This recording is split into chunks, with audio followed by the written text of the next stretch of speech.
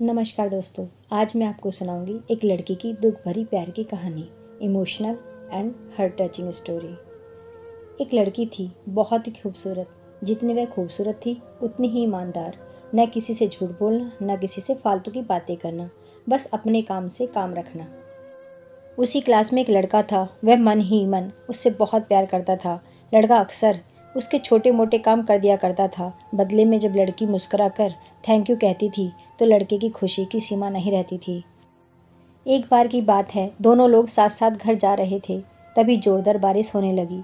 दोनों को एक पेड़ के नीचे रुकना पड़ा। पेड़ बहुत छोटा था। बारिश की बूंदें छन छन कर उससे नीचे आ रही थीं। ऐसे में बारिश से बचने के लिए दोनों एक दूसरे के बेहद करीब आ गए। लड़की को इतने करीब पाकर लड़का अपने जज्बातों पर काबू न रख सका। उसने लड़की को प्रपोज कर दिया। लड़की भी मन ही मन उसको चाहती थी, इसलिए वह भी राजी हो गई और इस तरह दोनों का प्यार परवान चढ़ने लगा। एक बार की बात है, लड़की उसी पेड़ के नीचे लड़के का इंतजार कर रही थी। लड़का बहुत देर से आया। उसे देखकर लड़की नाराजगी से बोली, तुम इतनी देर से क्यों आए? मेरी तो जान ही निकल गई थी। यह सुनकर लड़का बोला, जाने मन, मैं तुमसे दूर कहाँ गया था? मैं तो तुम्हारे दिल में ही रहता हूँ। तुम्हें यकीन ना हो तो अपने दिल से पूछ लो। लड़के की इस प्यारी सी बात को सुनकर लड़की अपना सारा गुस्सा भूल गई और वह दौड़कर लड़के से लिपट गई। एक दिन दोनों लोग उसी पेड़ के नीचे बैठे बातें कर रहे थे। लड़की पेड़ के सहारे बैठी थी और लड़का उसकी गोद में सर रखकर लेटा हुआ था। तभी लड़की बोली, जानू, अब तुम्हारी जुदाई मुझसे बर्दाश्त नहीं होती। तुम्हारे बिना एक पल भी मुझे 100 साल के बराबर लगता है। तुम मुझसे शादी कर लो, नहीं तो मैं मर जाऊंगी। लड़के ने झट से लड़की के मुंह पर अपना हाथ रख दिया और बोला, मेरी जान, ऐसी बात मत किया करो। अगर तुम्हें कुछ हो गया तो मैं कैसे जिंदा रहूँगा? फिर वह कुछ सोचता हुआ बोला, तुम चिंता मत करो, मैं जल्दी अपने घर वालों से बात करूँगा। धीरे धीरे काफ़ी समय बीत गया।